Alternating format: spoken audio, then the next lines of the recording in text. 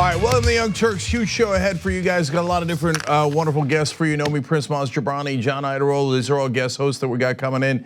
Beto O'Rourke's running. He's got a mixed record. We're gonna share the good news, the bad news with you guys. That's really important. I don't want you to miss that. I've got some amazing guests coming up in the third hour of the Young Turks. A Muslim American that is uniting efforts to help other religions when they are in need. And then a progressive who almost won in Texas last time around and closed a 15-point deficit. Amazing stories running again in 2020. Don't miss that. Third hour of the Young Turks is on tyt.com/live. So we've got a thousand things for you guys. But I'm gonna start actually with a story that's a follow-up to something that we covered a couple of weeks ago on the show, okay? So a couple of weeks ago, I told you about a wonderful story out of the state of Washington. 250 people showed up to a committee hearing, and we were slated to lose that committee hearing because one of the Democrats on that committee had concerns about a so-called runaway convention. Now, if you're unfamiliar with getting money out of politics and the different ways to do that, there's two ways that you can propose an amendment. One is through Congress, 2/3 of Congress calling for one, and the other is 2/3 of the states calling for a convention. And at the convention, you propose amendments. So that is the path that we favor because that has led to, and by the way, we're in favor of both paths. We got to get the money out of politics and we must do it through an amendment. So either way is perfectly great, right? But the convention path is actually more practical and easier to do because you can go state by state. And we've already gotten 5 states on the board. If you want to find out more, wolf-pac.com, okay? Now, in conventions, you can only propose amendments, and so that's what we're asking to do. 250 people showed up, and Senator Hasagawa changed his vote, which was very open-minded and good of him, and we got it through the committee, and it looked really good. And so yesterday was the deadline for then voting on the floor of the Senate in the state of Washington, and guess what happened? They killed it. So, who killed it and why? Now, look. Some of the Democrats in Washington had so-called concerns, but I don't want to get into who they were and get into blaming them. Some good people in that group, okay? I do want to give credit to the wonderful senators who fought for us all the way, including our sponsor, Senator Cooter. She was fantastic, okay? Speaker Frank Chop in the House side, a total hero on it. Has been for years after years. One of the best in leadership I've seen in any state, right? But there are so-called progressive groups in Washington who come out and go, oh, don't do a convention. Don't do a convention, that's big change. We don't want big change. You're progressive and you don't want big change? You don't want the most successful way of getting amendments to be implemented? Remember, more than half the amendments, I've told you this before, were because of a pressure from a convention. So even if you want Congress to act, the best way to pressure them is by having a convention be a real possibility. So why are they not doing this? Because one group, it's not just one group overall that believes this, but it's one group that's driving it. It's common cause. So they pretend to be progressives. They are based in Washington. I've had conversations with them in the past. And they say, oh, no, theoretically we want to get money out of politics. Okay, what's your plan? I've asked them in the past. Oh, we're gonna wait for a better Supreme Court. 20, 30 years, demographic changes, 30, 40 years. How long are we gonna wait? Oh, we'll just ask Congress. How's that working out for you? I remember a former leader of Common Cause said, hey kid, I've been working, I'm 48. I've been working on this before you even knew what was going on. How's that working out for you? So obviously they do not have a good strategy for implementing this, but they're going around the country making sure that we do not implement a strategy that actually could get to an amendment. Now, a lot of people in Washington will find this to be unacceptable because they'll say, Cenk, you're not being civil. It sounds like you're even raising your voice a little bit. And remember that elites are to be protected. And the work of your volunteers, 45,000 of them across the country, are irrelevant. They're not in Washington. I don't know them. I don't have tea with them. They're irrelevant. But you should be over the top polite to Common Cause as they use their lobbyists to kill all your legislation and they put out false reports. So what's a false report in this case? It's called the dangerous path. I mean, look at the sound of that.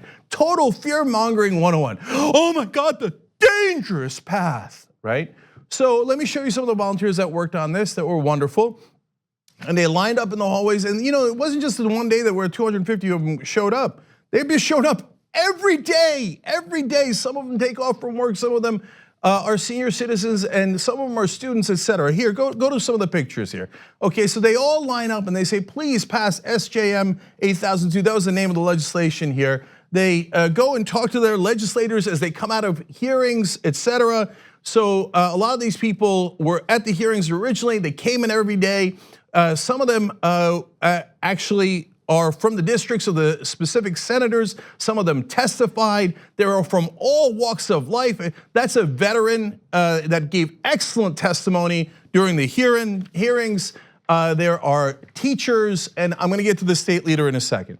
So, but all of their work wiped out, and no one in Washington cares because, hey, listen, I don't know them, so I don't have to be polite to them. I don't have to be civil to them, is the philosophy of those groups, okay? So what does it say in this false report by Common Cause?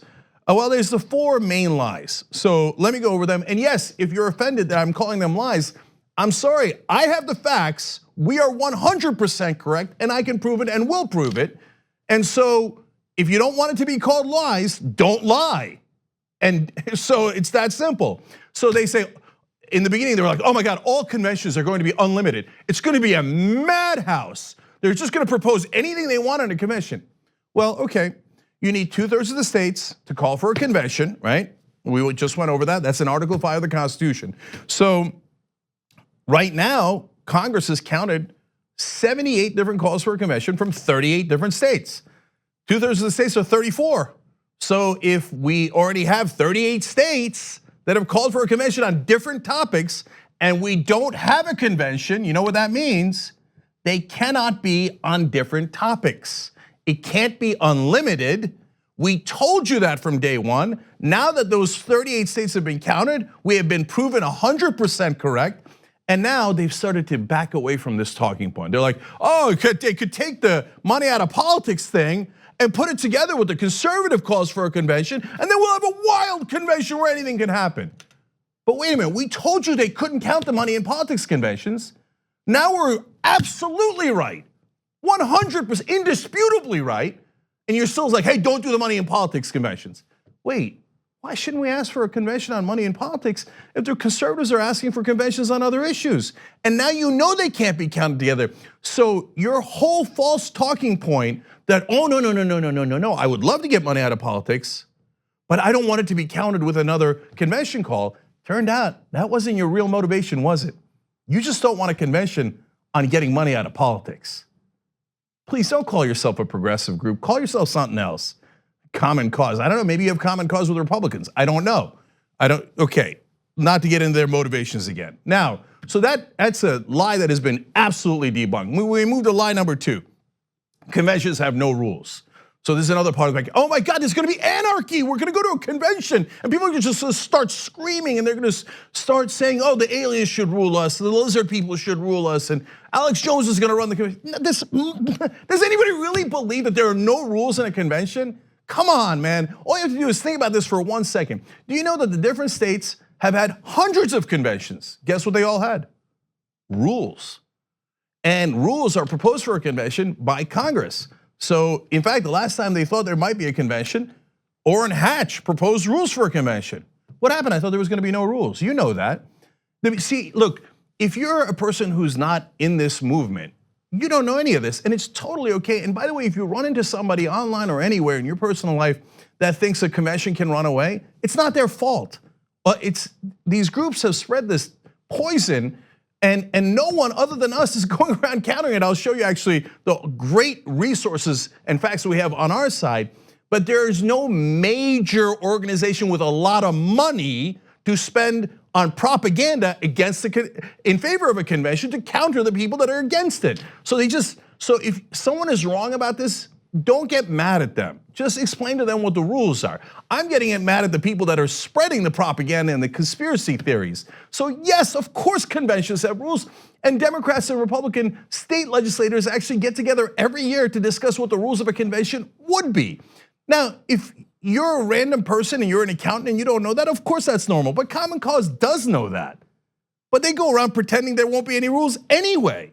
So then they wonder why I question their motivations. Okay, lie number 3, conventions, this is the most important one, can rewrite the whole Constitution. Really? Well, that does sound scary, right? And in fact, in the dangerous path, they have this quote. The convention could create its own ratification process, rewriting the US Constitution's states' processes, okay? No, it can't. So let me, first of all, do something very, very simple that everyone can understand.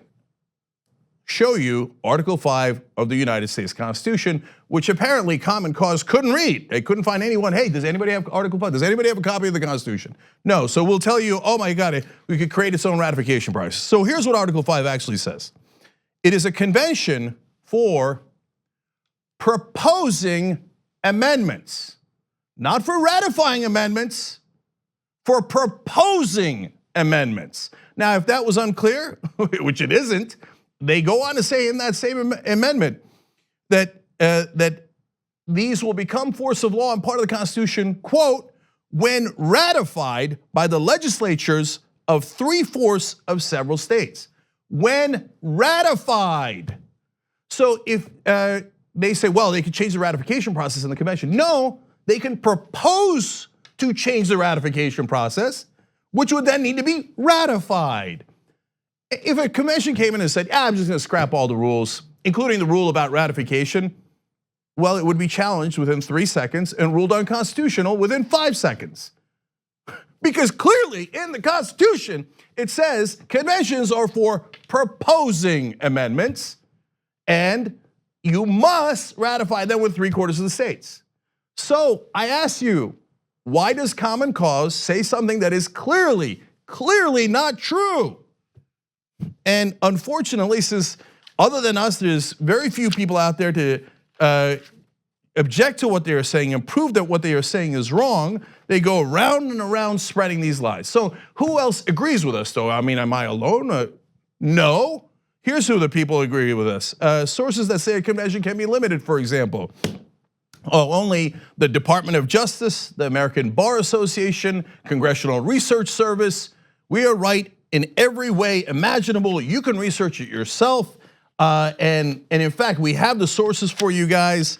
And there's a whole podcast that Harvard law professor Larry Lessig, the top expert in the country on this, has done on it. It's on tyt.com if you want, or you can find it anywhere podcasts are. It's called Another Way by Lawrence Lessig. It tells you the history of the ratification. It tells you how you can find out more information and what the reality is.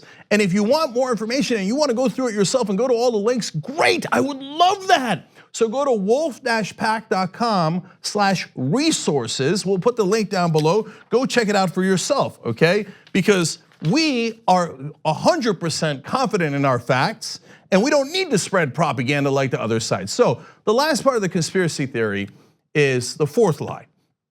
The original Constitutional Convention wasn't ratified. What? But wait a minute, we have a country and the original 13 colonies all ratified. So their whole big talking point is, oh my God, remember the original Constitutional Convention, it ran away. Okay, hold on, first off, that was a Constitutional Convention. This is a convention to propose an amendment. Those are two different things. And if the Founding Fathers wanted a Constitutional Convention to rewrite the whole document, they could have put that in the Constitution because they're the ones who wrote it, right? So, but they didn't do that. Instead, they said a convention only to propose an amendment. Okay, so then they say, well, okay, but then they just rewrote the whole thing and then voila, there it is. We had a whole new Constitution. No, not voila. Then they had to go and ratify it. And originally 9 of the states had to ratify it and they did. So what happened to no ratification and all of a sudden there's a constitution? Not true. By the way, there's such a big danger because the one time a constitutional convention had happened, they wrote the United States Constitution, which is arguably one of the greatest documents ever written. And by the way, in that Constitution that Common Cause claims that they care about, want to protect, there's Article 5 that says you should amend this Constitution. And then they turn around and go, in order to protect the Constitution, we should never amend it. No, then I think you missed the whole point of the Constitution and you are very, very conservative. Conservatives say, no, don't touch anything, don't change anything. The founding fathers said, you should amend this Constitution. And that's why we're giving you two different ways to amend it, because at some point Washington will become too corrupt. And that is exactly where we are today. So, by the way, did all the states eventually ratify? Of course. You know, this is a fun little fact. Did you know that Rhode Island was its own country for a little while? And they even wanted a treaty with the United States of America?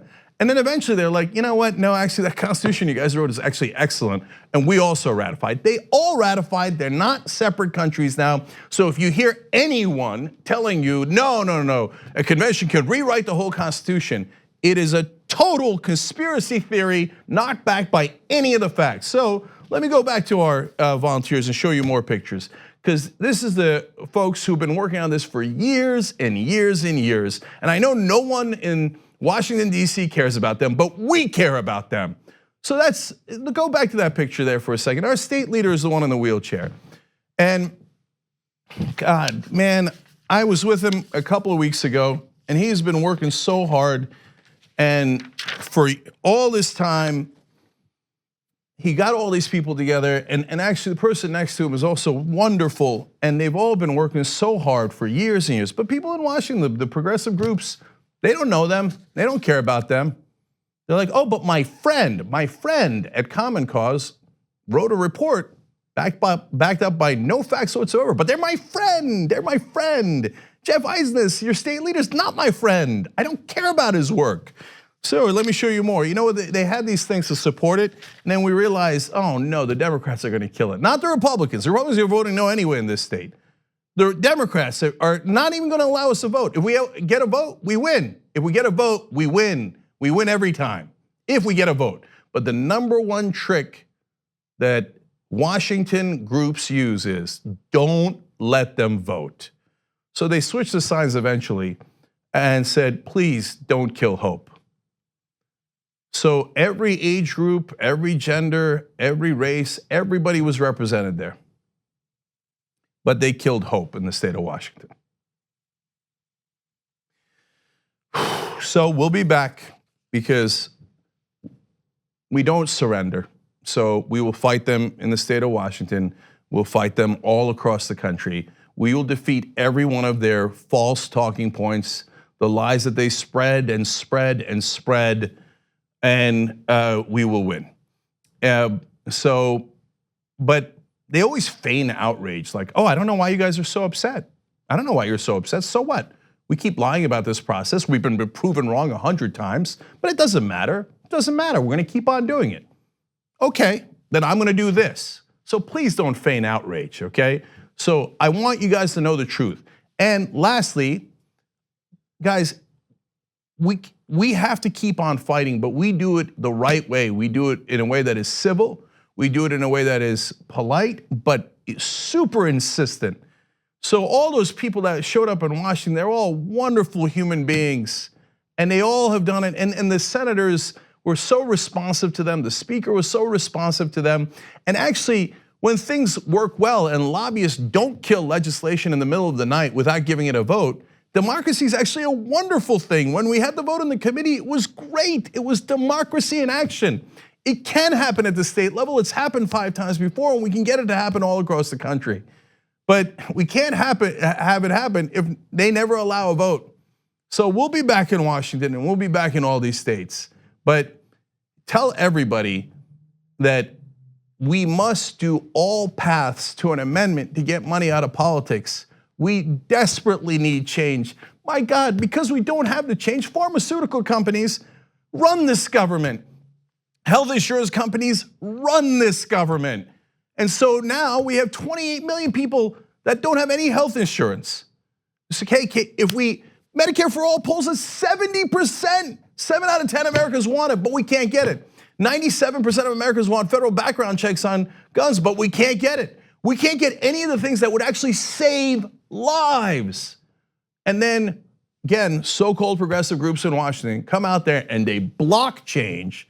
And then when you say, hey, please don't do that, you're really hurting the cause of getting money out of politics and allowing progressive legislation to have a chance. They go, how dare you? I'm offended. I'm part of the elite and I'm offended. So sad day for you. Okay, if you take offense at it, for God's sake, stop lying.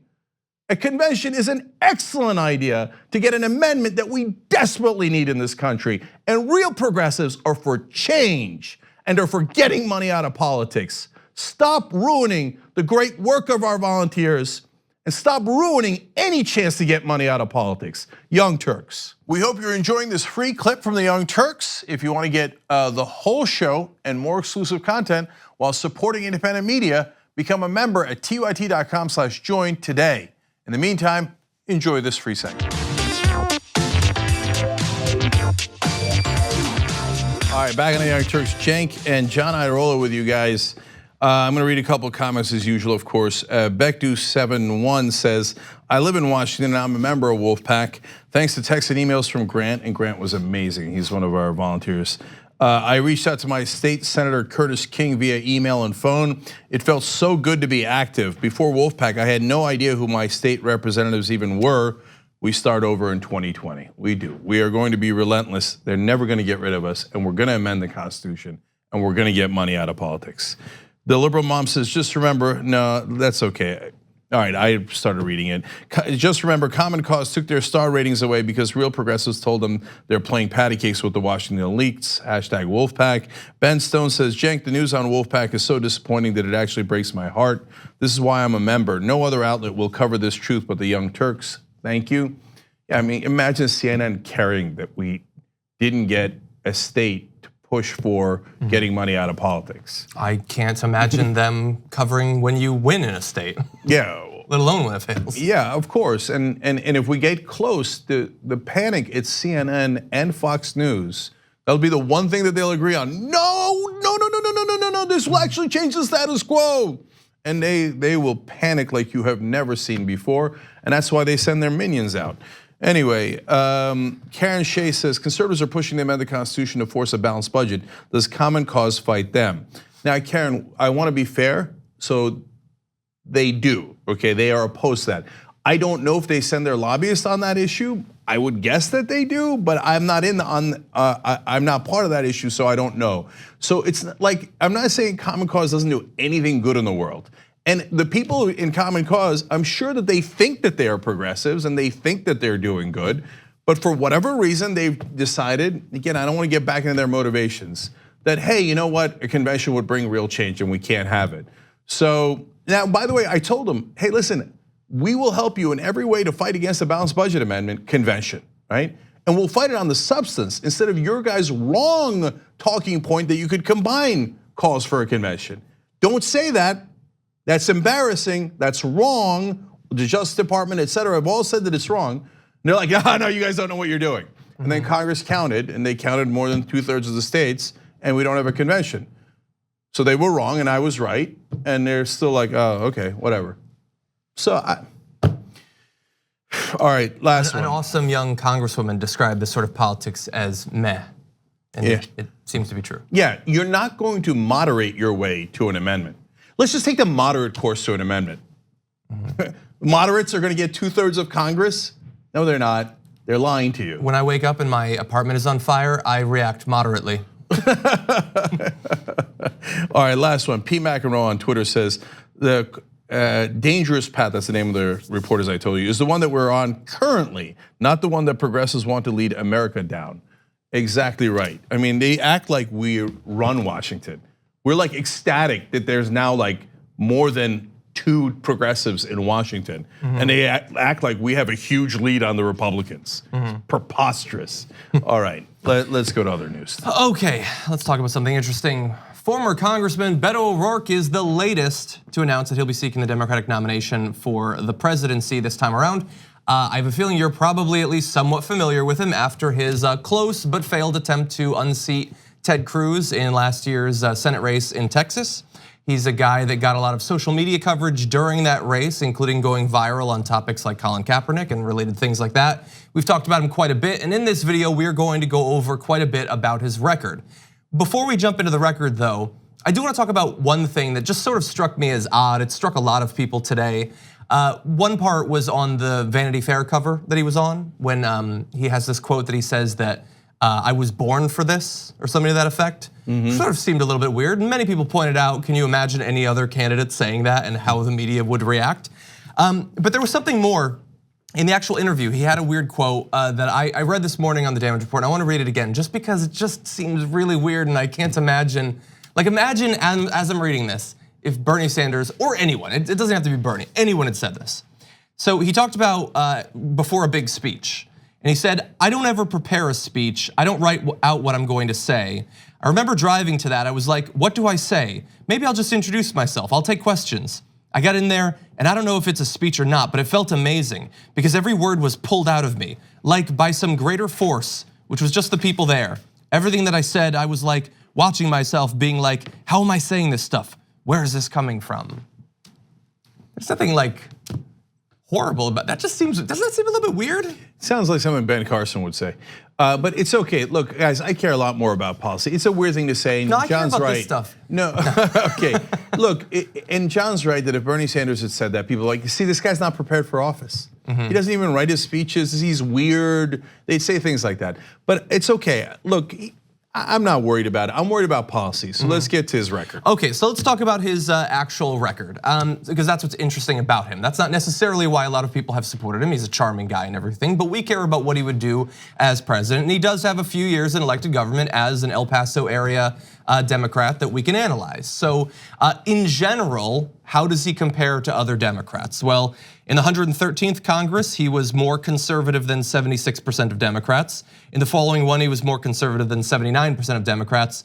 And then back down to 77% of Democrats, more conservative in the 115th. Now, that is compared to other Democrats. It does not mean that he is a conservative. If you bring up this graph, you're gonna see on the left to right spectrum, the Republicans are all over on the right. So he's more conservative than most of the Democrats. As a comparison, I chose a random other primary contender. You can take a look at, I think his last name is Sanders. Anyway, he's more on the left side of the Democratic caucus, to be fair. But that's a general idea, a general overview of his ideology. Yeah, but that's important because think about what the Democratic establishment tells you and what the media tells you. So when Bernie Sanders is to the left of the Democratic Party, they go, oh, he's not a real Democrat. He's not a real Democrat, right? When Beto O'Rourke is to the right of most of Democrats, about 3/4 of Democrats, they go, no, he's a great Democrat. Great Democrat, don't criticize him, wonderful Democrat. Look, they're both in the Democratic caucus. In fact, Senator Bernie Sanders is in the leadership on the Senate side for the Democrats. He's in leadership, okay? So I'm not questioning that Beto O'Rourke's a Democrat. And then they have, of course, the immediate false talking point is, so I guess you want Trump to win. What? What are you talking about? I'd vote for Beto O'Rourke 1,000 times over Donald Trump. Now Republicans will take that. See that voter fraud. An immigrant wants to vote 1,000 times. Yeah. So look, is Beto O'Rourke a million times better than Donald Trump? Of course he is. But that's not the conversation you have in the primaries. In the primaries, you decide who is the candidate that is best for the party and that most suits your point of view. And if you're more right-wing than the average Democrat, well then you like Beto's voting record. You like that at least that, hey, it's around 76, 77%, that he's more conservative. If you're more progressive, you like that Bernie's on the left. It's not that complicated. I don't know why the establishment media gets hurt when other media sources like us point out voting records. Shouldn't that be elementary? Rather than like, hey, you're helping Trump. What? So how about all your attacks against Bernie Sanders? Does that help Trump? They're like, no, that's Bernie Sanders. We're allowed to attack him every day. Well, let's talk about helping Trump.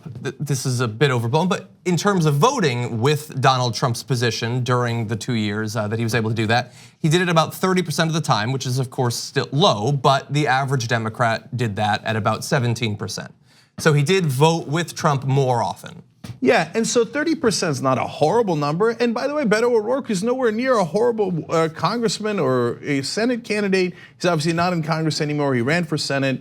And I supported him over Ted Cruz again with glee. I was ecstatic. We would have been a great senator from Texas. You made an ad. I know. To help him win. That's right. You produced an ad and funded it and ran it in his state. You can't get any more supportive of Beto O'Rourke than I was in Texas, because as John pointed out, you guys spent money to run ads in favor of him, right?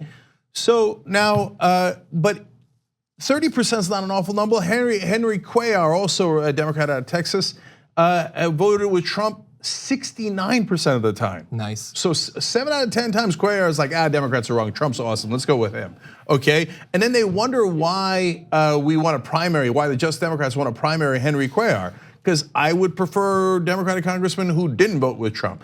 But 30% is way higher than the average. It's almost twice as high as the rest of the Democrats. So it's a note of concern. Beto O'Rourke is part of the New Democrat Coalition. That is a corporate-backed Democratic group. Cause for concern. Yeah. It doesn't mean you eliminate him, but you'd be crazy not to take that into account. The worst of the worst is Third Way. They're specifically backed by the financial industry, and they want deregulation of finance, which Beto O'Rourke gave them. We'll get to that in a second. And they say Beto is exactly our type of guy. So cause for concern. Yeah, and now look, so I want to get into particular areas because that's what we care about. That's why we're going to put a significant amount of the first hour's total duration into breaking this down. Even though, like, you've given so many caveats, like we're not saying he's worse than Trump. We're not saying he's a Republican congressman, but we're also not like so many people are already in like the first month of this primary. Like, you should have already picked exactly who you're supporting. You should just talk about that person nonstop, even if they're not making news, and you should only attack the other candidates and imply that they're the devil. He's not. He's a guy that we disagree with on a number of different issues, as I'm going to describe to you, but not on all issues. So overall, let's read some excerpts from an article in The Guardian by David Sirota, obviously a friend of our network. He said, consumer, environmental, public health, and civil rights organizations have cast legislation backed by O'Rourke as aiding big banks, undermining the fight against climate change, and supporting Trump's anti-immigrant agenda. During the previous administration, Barack Obama's White House issued statements slamming 2 GOP bills backed by the 46-year-old Democratic legislator. So that is a little bit of the content to the numbers we were reading before. That 30% and the 77% more conservative thing, that's how that actually shakes out, is supporting bills that are willing to deregulate Wall Street, that go easy on fossil fuels and things like that. So that doesn't mean that there aren't some good things. We're gonna break down some areas. Some are good, some are bad. So in addition to supporting the DREAM Act and a path to citizenship for undocumented immigrants, he has called for the closing of private immigration detention centers, denounced the militarization of immigration enforcement, and spoken out against the wall.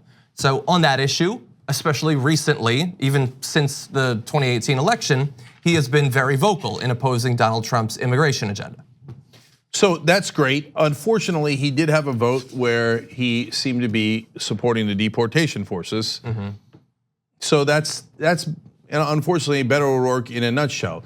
Like, mostly good, but weird votes with Republicans for reasons that are at least inexplicable to us. But look, he's been on the show a couple times already. I'd love to have him back on, not to like, grill him or get him, but like to just legitimately ask him, hey, maybe there was a reason why you voted with the Republicans on that deportation force.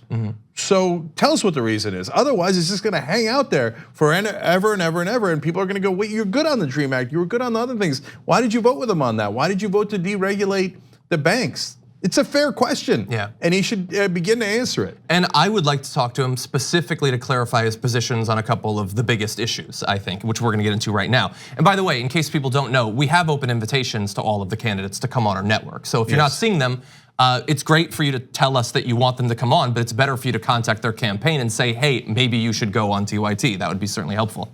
So the first area, that is Medicare for all. So during his 2018 Senate campaign, O'Rourke initially embraced Medicare for all, but he later shied away from the concept as he tried to position himself as a centrist. He stopped using the words Medicare for all and single payer, and instead opted for sweeping indefinite ideas like universal, guaranteed, high quality healthcare for all. During one of his events, it was I think it was this morning actually, so he talked about Medicare for all, But he also used the terminology that we've heard from a lot of politicians, where he said that the most important thing is to protect what we have right now, to strengthen it, that sort of thing. You have heard that before. I mean, that's better than the Republican situation where they're trying to throw tens of millions of people off their health care, but not as good as being willing to replace the current system and the private health insurance companies with something like Medicare for All. So why was I so excited about Beto O'Rourke? I know why a lot of other people were. He was running against Ted Cruz, and Ted Cruz is loathed by progressives, rightfully so. And so did I want Cruz to lose? Oh, with great passion, okay? But it wasn't just that. I was excited by Beto O'Rourke because the first time I ever met him, he said the #1 issue he was gonna run on in Texas against Ted Cruz was on Medicare for All. And he doesn't take corporate PAC money, and he was one of the first to do that in Congress. There's great reasons to have been excited about Beto O'Rourke. But then in the middle of the campaign, he changed. And he said, he's not for Medicare for All. He's for slight improvements on what we have now.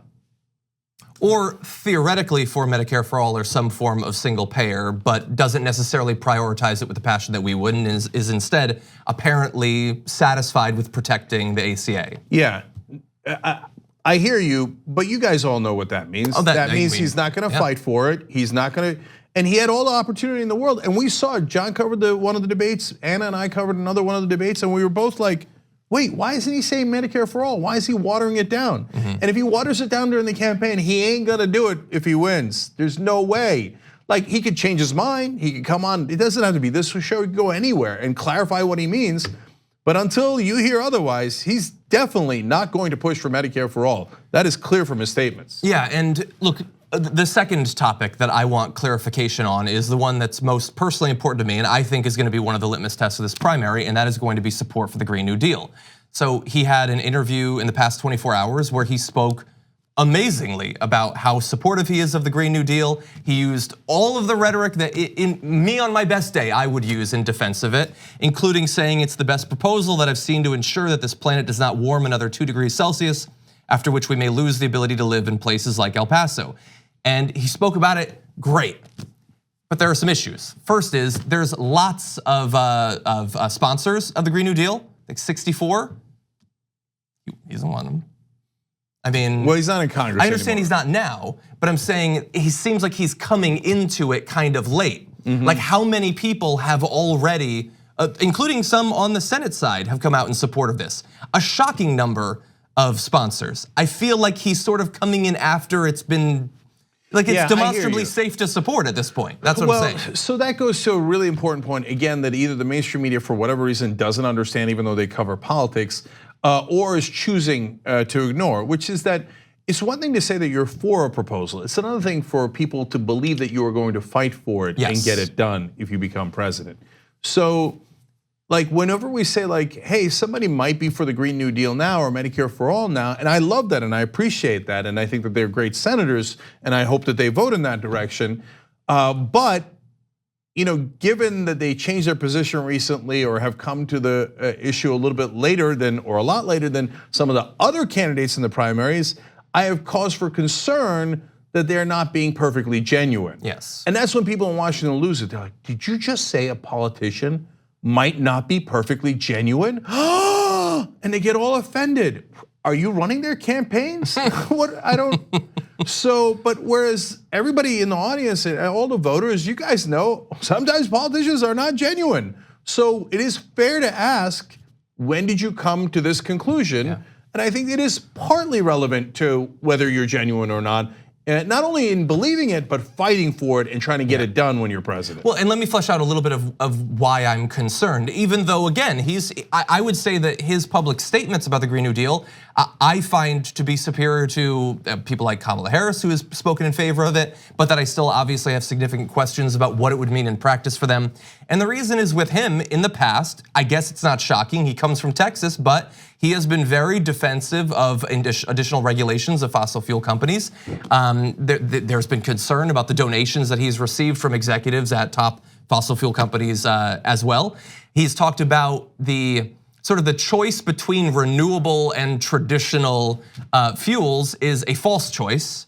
I don't believe that it's a false choice. No, not a false choice. And look, he's used almost exactly AOC's terminology in terms of, or the way that the narrative that she is pushing in terms of why the Green New Deal needs to not just be about explicitly environmental proposals, that it has to involve a willingness to question sort of some of the structural orthodoxies about our economy, about racial justice in America, all of these related issues. He used that same terminology, but he enthusiastically describes himself as a capitalist, more so than many of the others running in the primary. So that sort of stuff does concern me. Yeah, no, and look, you could be all over the range. For example, we don't all agree, of course, right? Man, we got a lot of disagreement among the hosts of TYT, and that's normal. And so, for example, I call myself a capitalist, so I don't have any problem with Beto O'Rourke calling himself a capitalist. I also don't have a problem with Bernie Sanders calling himself a democratic socialist, because the reality is we live in a mixed economy, and so does every other nation. So there's labels between capitalists and socialists, to me, are meaningless. So I don't have a particular issue with that, but you might, because you're not me, right? So our job is to give you the information and then you decide. So two things that cut in different directions for Beto O'Rourke on other issues. So he votes pretty conservative, and we just told you he's from Texas, so you might assume his district is pretty conservative and that's why he's doing it to represent his voters. No, his district is actually one of the most liberal in the whole country. It's actually more liberal than a lot of the districts in Massachusetts. So it's not like, hey, he's from Texas, so he gets a pass because his constituents are really conservative. They're not. His constituents are very progressive. He is more conservative than his constituents based on his voting record.